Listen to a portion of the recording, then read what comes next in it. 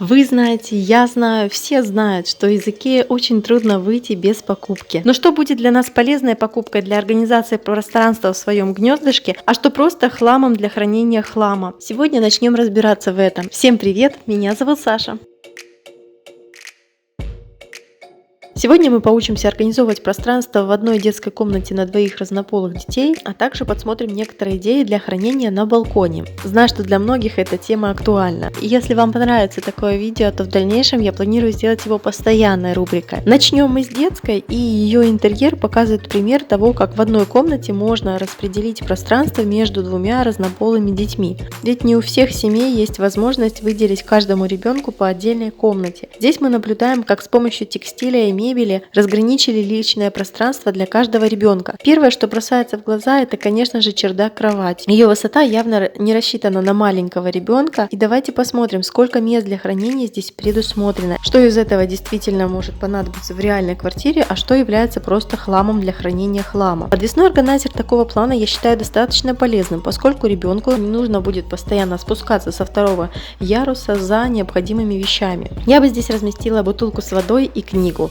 Хотя кого я хочу обмануть? Конечно же, любимые гаджеты здесь бы я хранила, что нам и предлагает сделать дизайнер IKEA. Так что такого плана органайзер я не считаю здесь хламом, он добавляет удобство владельца второго яруса. Спускаемся этажом ниже, и тут надо беречь голову и приучить себя резко не вставать с рабочего места. Мне очень понравилась идея использовать несущие конструкции кровати для хранения наушников, но я не понимаю, зачем тут так много мест для канцелярии, например, для карандашей, ручек, каких-то блокнотов. Я понимаю, что дизайнеры IKEA в одном интерьере показывают несколько вариантов для хранения одних и тех же предметов. Давайте попробуем отсечь лишнее. Такой органайзер с разделителями поможет аккуратно хранить карандаши и другие мелочи, если у нас нет выдвижных ящиков, подставки или пенала. Все это присутствует в данном интерьере, кроме пенала, хотя он по логике может быть вот в этом рюкзаке на крючке. Кстати, крючки — это самый удобный способ хранения рюкзака. Но вернемся к канцелярии. Для нее вполне хватит и выдвижных ящиков. Если же карандаши и фломастеры не помещаются в ящики, то тогда у меня два открытых вопроса.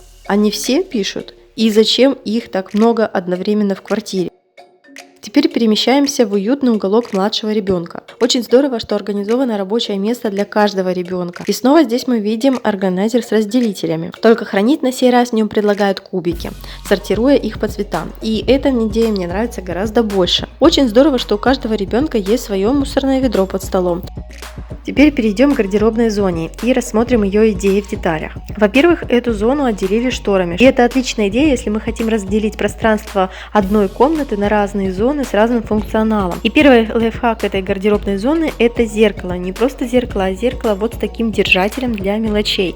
Здесь хранить можно резинки, ленты, браслеты и прочую мелочь. Организовать такое хранение можно просто прикрутив несколько симпатичных крючков рядом с зеркалом. Это достаточно бюджетный способ. А еще в интерьерах IKEA часто используется мебель с несколькими функциями. Например, вот такой пуфик. Внутри него располагается огромное пространство для хранения, и в детской, конечно же, здесь можно будет хранить игрушки. Много игрушек. Теперь заглянем в шкафы и ставьте лайк, если любите в IKEA тоже рассматривать, что же там спрятано за дверцами.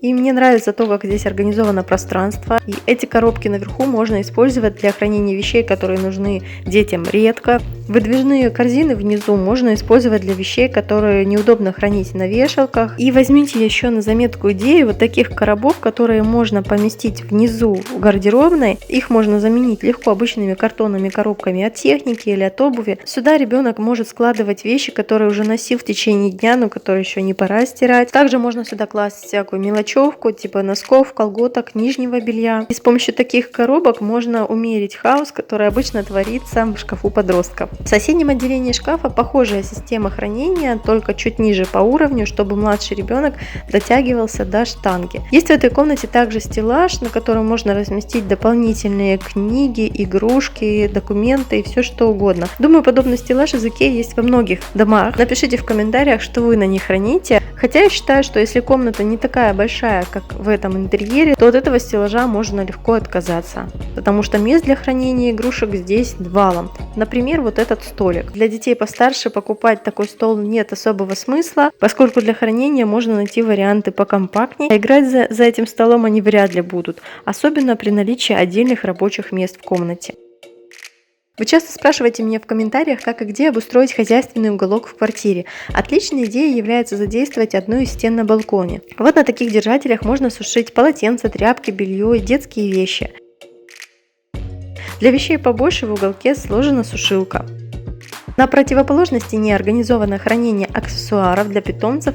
Этот вариант оформления балкона, конечно, подойдет не всем, поскольку часто балкон заменяет нам кладовку или гараж, но мне эти идеи все равно кажутся интересными, и какие-то детали отдельные можно взять из них. Напишите в комментариях интерьеры и хранение в каких комнатах вы хотите посмотреть в следующем выпуске, и нужно ли вам показывать цены в Икее. Возможно, вы будете подыскивать для себя что-то в других магазинах. Напишите, пожалуйста, мне хочется сделать максимально полезной эту рубрику, поэтому буду рада активности с вашей стороны в виде лайка, репоста, комментария. Всем спасибо за просмотр, до скорой встречи, ваша Саша.